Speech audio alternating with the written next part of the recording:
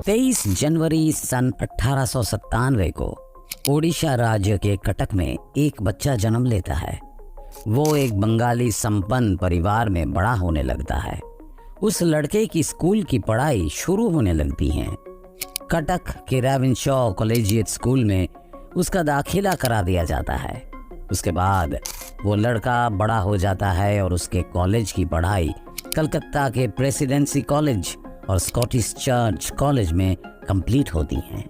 उसके बाद Indian civil service की तैयारी के लिए उनके माँ बाप उस लड़के को लंदन के कैम्ब्रिज यूनिवर्सिटी भेज देते हैं। और दोस्तों, एक बात हम आपको बता दें कि उस समय अंग्रेज़ों का शासन भारत में चल रहा था और उस समय सिविल सर्विस में जाना बहुत ही ज़्यादा कठिन था। परंतु उस लड़के ने अपने मेहनत के दम पर वहाँ एडमिशन भी लिया और उसने सिविल सर्विसेज एग्ज़ाम में चौथा स्थान प्राप्त किया। दोस्तों, ये होनहार और जोशीला लड़का कोई और नहीं बल्कि हमारे नेता, देश की आज़ादी में अपना बलिदान और सब कुछ निछावर कर देने वाले नेताजी सुभाष चंद्र बोस थे। खैर, अब आप जान ही गए हैं कि वो बच्चा कौन था, तो अब बढ़ते हैं सुभाष चंद्र बोस की जिंदगी की आगे की कहानी पर। और ये कहानी वहाँ जाकर ख़त्म होगी जहाँ पर उनकी मौत हुई थी या नहीं हुई थी, क्योंकि दोस्तों, नेताजी सुभाष चंद्र बोस की मौत अभी भी रहस्य बनी हुई है। तो चलिए आगे बढ़ते हैं। सिविल सर्विसेज की परीक्षा में चौथा स्थान प्राप्त करने के बाद नेताजी सुभाष चंद्र बोस 1921 में भारत में बढ़ती राजनीतिक गतिविधियों का समाचार पाकर अपनी उम्मीदवारी वापस ले लेते हैं और शीघ्र भारत लौट आते हैं। सिविल सर्विस छोड़ने के बाद वे भारतीय राष्ट्रीय कांग्रेस के साथ जुड़ जाते हैं। पर दोस्तों, सुभाष चंद्र बोस महात्मा गांधी के अहिंसा के विचारों से सहमत नहीं होते हैं। दोस्तों, महात्मा गांधी उदार दल का नेतृत्व कर रहे थे, वहीं सुभाष चंद्र बोस जोशीले क्रांतिकारी दल के प्रिय थे। महात्मा गांधी और सुभाष चंद्र बोस के विचार अलग अलग थे, लेकिन वे ये अच्छी तरह जान चुके थे कि महात्मा गांधी और उनका मकसद एक है, यानी देश की आज़ादी। दोस्तों, पहली बार नेताजी सुभाष चंद्र बोस गांधी जी को राष्ट्रपिता कहकर संबोधित करते हैं। 1938 में नेताजी भारतीय राष्ट्रीय कांग्रेस का अध्यक्ष निर्वाचित होते हैं। उसके बाद वो राष्ट्रीय योजना आयोग का गठन करते हैं। ये नीति गांधीवादी आर्थिक विचारों के अनुकूल नहीं होती हैं। 1939 में बोस एक गांधीवादी प्रतिद्वंदी को हराकर विजयी होते हैं। गांधी जी इसे अपनी हार के रूप में ले लेते हैं। उनके अध्यक्ष चुने जाने पर गांधी जी कहते हैं कि बोस की जीत मेरी हार है, और ऐसा लगने लगा कि वो कांग्रेस वर्किंग कमेटी से त्यागपत्र दे देंगे। गांधी जी के विरोध के चलते इस विद्रोही अध्यक्ष ने त्यागपत्र देने की आवश्यकता महसूस करने लगते हैं। इसके बाद सुभाष चंद्र बोस एक नया आंदोलन शुरू कर देते हैं। सुभाष बाबू के प्रभाव से अंग्रेजी सरकार भयभीत हो गई थी। तभी अंग्रेज उन पर आरोप लगाते हैं कि वे बम और पिस्तौल बनाने वाले क्रांतिकारियों के साथ है। इसके बाद उन्हें कुछ दिन कोलकाता के जेल में रखा जाता है। बाद में मांडले, बर्मा के जेल में भेज दिया जाता है, जहां लगभग 16-17 साल पहले लाला लाजपत को एवं लोकमान्य बाल गंगाधर को रखा गया था। अपने जीवन में सुभाष बाबू को कुल 11 बार कारावास होता है। राजनीतिक प्रेरणा स्रोत देश बंधु चित्तरंजन दास के निधन का समाचार सुभाष बाबू को मांडले जेल में मिलता है। ये उनके लिए बहुत ही दुखदाई समाचार था। 11 महीने की कारावास में उनको इतनी तकलीफ नहीं हुई थी जितनी इस खबर से हुई। देश बंधु चित्तरंजन दास की कही बात, बंगाल के जल, बंगाल की मिट्टी में एक चित्तरंजन सत्य निहित है से सुभाष चंद्र बोस को कोलकाता से दूरी का एहसास होने लगा था। फिर भी जेल में रहने का उनको दुख नहीं था। उनका मानना था कि भारत माता के लिए कष्ट सहना गौरव की बात है। मांडले जेल में अधिक बीमार हो जाने के कारण सरकार उनको छोड़ने का हुक्म दे देती है और सुभाष चंद्र बोस जेल से बाहर आ जाते हैं। जेल से बाहर आने के बाद नेताजी सुभाष चंद्र बोस कोलकाता में वापस भारत की आज़ादी के लिए काम करने लगते हैं। इसी दौरान क्रांतिकारी नेता यतीन्द्रनाथ लाहौर जेल में 63 दिन के भूख हड़ताल करके प्राण त्याग देते हैं। शहीद यतीन्द्रनाथ की शव यात्रा को पूरे जोश के साथ निकाला जाता है। इस अवसर पर सुभाष बाबू अंग्रेजों के खिलाफ बहुत ही जोशीला भाषण देते हैं, जिस वजह से उनको दोबारा गिरफ्तार कर लिया जाता है।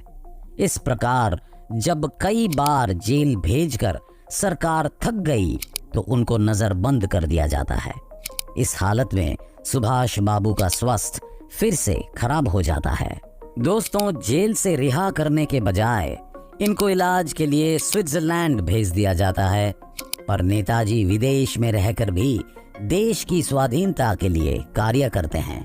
पिता की बीमारी की खबर मिलने पर सरकार के मना करने पर भी नेताजी भारत आए, लेकिन जहाज से उतरते ही उन्हें गिरफ्तार कर लिया जाता है और फिर नेताजी इस शर्त पर छोड़े जाते हैं कि जब तक भारत में रहेंगे किसी राजनीतिक गतिविधि में भाग नहीं लेंगे।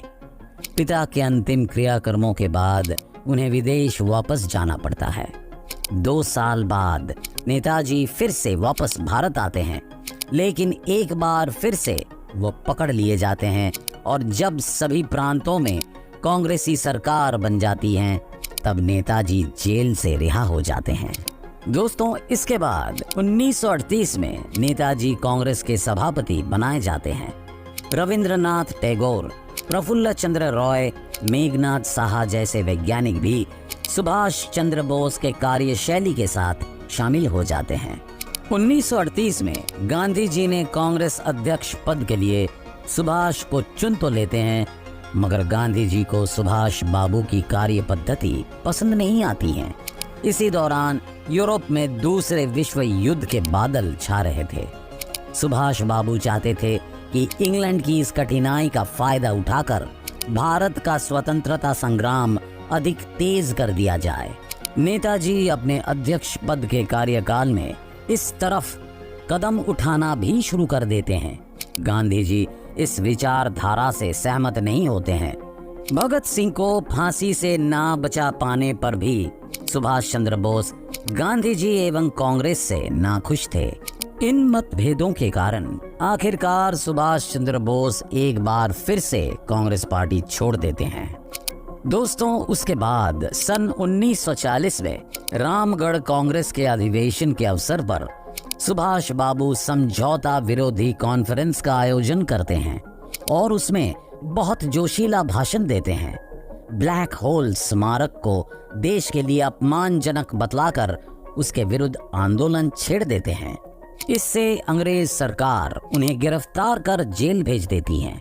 जेल में ही नेताजी भूख हड़ताल कर देते हैं और आखिर अंग्रेजों को उन्हें छोड़ना ही पड़ता है और उनकी मांग के आगे झुकना पड़ता है, जिससे ब्लैक होल स्मारक को हटाना स्वीकार किया जाता है। सन 1941 में जब कोलकाता की अदालत में मुकदमा पेश होना था तो पता चला कि नेताजी घर छोड़कर कहीं चले गए हैं। दरअसल सुभाष चंद्र बोस भेष बदलकर पहरेदारों के सामने से ही निकल गए थे। भारत छोड़कर नेताजी सबसे पहले काबुल जाते हैं, उसके बाद जर्मनी में हिटलर से मिलते हैं। फिर नेताजी जर्मनी में भारतीय स्वतंत्रता संगठन और आज़ाद हिंद रेडियो की स्थापना करते हैं। जर्मनी से गोताखोर नाव द्वारा जापान पहुंचते हैं। अंग्रेजों के खिलाफ लड़ने के लिए नेताजी जापान के सहयोग से आज़ाद हिंद फौज का गठन करते हैं और युवाओं को आह्वान करते हुए कहते हैं, तुम मुझे खून दो, मैं तुम्हें आज़ादी दूंगा। दोस्तों, इस लाइन से युवाओं में जोश भर जाता है। बोस का मानना था कि अंग्रेजों के दुश्मनों से मिलकर आज़ादी हासिल की जा सकती है। उनके विचारों को देखते हुए उन्हें ब्रिटिश सरकार कोलकाता में नज़रबंद कर लेती है, लेकिन वो अपने भतीजे शिशिर कुमार बोस की सहायता से वहां से भाग निकलते हैं वो अफगानिस्तान और सोवियत संघ होते हुए जर्मनी जा पहुंचते हैं। दोस्तों, यहाँ पर थोड़ा रुकेंगे और आपको बताना चाहेंगे कि सक्रिय राजनीति में आने से पहले नेताजी ने पूरी दुनिया का भ्रमण किया। वो 1933 से लेकर 1936 तक यूरोप में रहे। यूरोप में ये दौर था हिटलर के नाजीवाद और मुसोलिनी के फांसीवाद का। नाजीवाद और फांसीवाद का निशाना इंग्लैंड था, जिसने पहले विश्व युद्ध के बाद जर्मनी पर एक तरफा समझौते थोपे थे। वे उसका बदला इंग्लैंड से लेना चाहते थे। भारत पर भी अंग्रेजों का कब्जा था और इंग्लैंड के खिलाफ लड़ाई में नेताजी को हिटलर और मुसोलिनी में भविष्य का मित्र दिखाई पड़ रहा था। दुश्मन का दुश्मन दोस्त होता है। उनका मानना था कि स्वतंत्रता हासिल करने के लिए राजनीतिक गतिविधियों के साथ साथ कूटनीतिक और सैन्य सहयोग की भी जरूरत पड़ती है। खैर, कहानी में आगे बढ़ते हैं।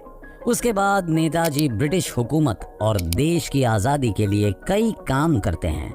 नेताजी के नाम से प्रसिद्ध सुभाष चंद्र बोस ने सशक्त क्रांति द्वारा भारत को स्वतंत्र कराने के उद्देश्य से 21 अक्टूबर 1943 को आज़ाद हिंद सरकार की स्थापना करते हैं और आज़ाद हिंद फौज का गठन करते हैं।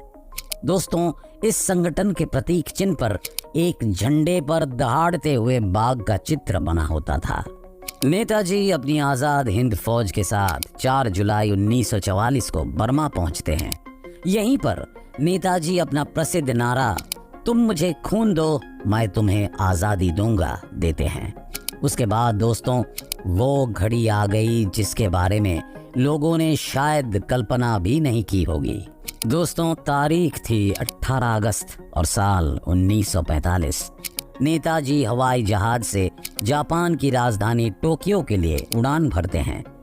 तभी ताइवान के पास नेताजी का हवाई जहाज दुर्घटनाग्रस्त या ब्लास्ट हो जाता है और उसी दुर्घटना में नेताजी का निधन हो जाता है।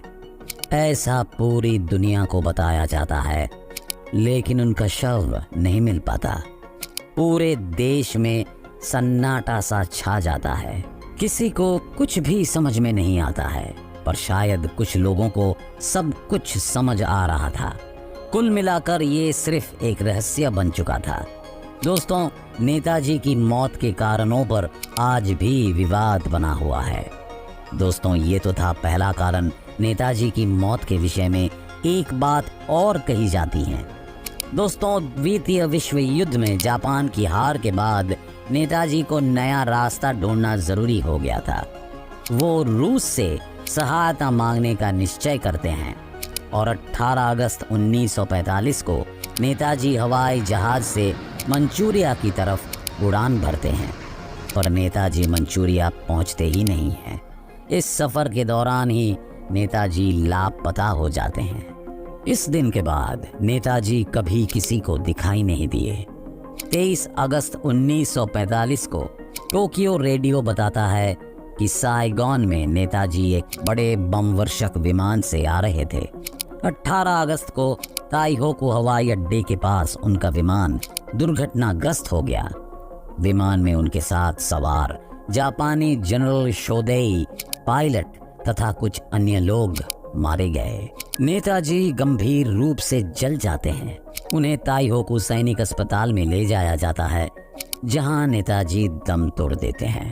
कर्नल हबीबुर रहमान के अनुसार उनका अंतिम संस्कार ताइहोकू में ही कर दिया गया था। सितंबर के मध्य में उनकी अस्थियां संचित करके जापान की राजधानी टोक्यो के रैंकोजी मंदिर में रख दी जाती हैं। दोस्तों, 15 भारतीय राष्ट्रीय अभिलेखागार से प्राप्त दस्तावेज के अनुसार नेताजी की मृत्यु 18 अगस्त 1945 को ताइहोकू के सैनिक अस्पताल में रात 9 बजे हुई थी। स्वतंत्रता के बाद भारत सरकार इस घटना की जांच करने के लिए 1956 और 1977 में 2 बार आयोग नियुक्त करते हैं। दोनों बार ये नतीजा निकलता है कि नेताजी उस विमान दुर्घटना में ही मारे गए। लेकिन जिस ताइवान की धरती पर ये दुर्घटना होने की खबर थी, उस ताइवान देश की सरकार ने इन दोनों आयोगों ने कोई बात ही नहीं की। दोस्तों, है ना ये चौंकाने वाली बात।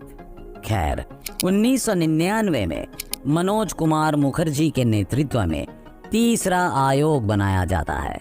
2005 में ताइवान सरकार ने मुखर्जी आयोग को बता दिया कि 1945 में ताइवान की भूमि पर कोई हवाई जहाज दुर्घटनाग्रस्त हुआ ही नहीं था।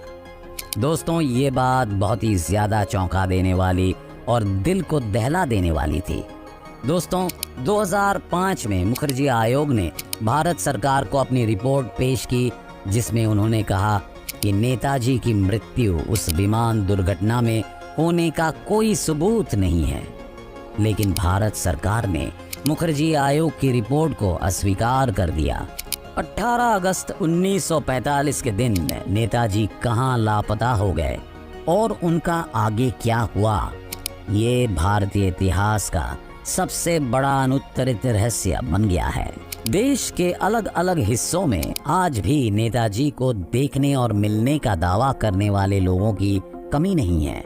फैजाबाद के गुमनामी बाबा से लेकर छत्तीसगढ़ राज्य में जिला रायगढ़ तक में नेताजी के होने को लेकर कई दावे पेश किए गए, लेकिन इन सभी की प्रामाणिकता संदिग्ध है।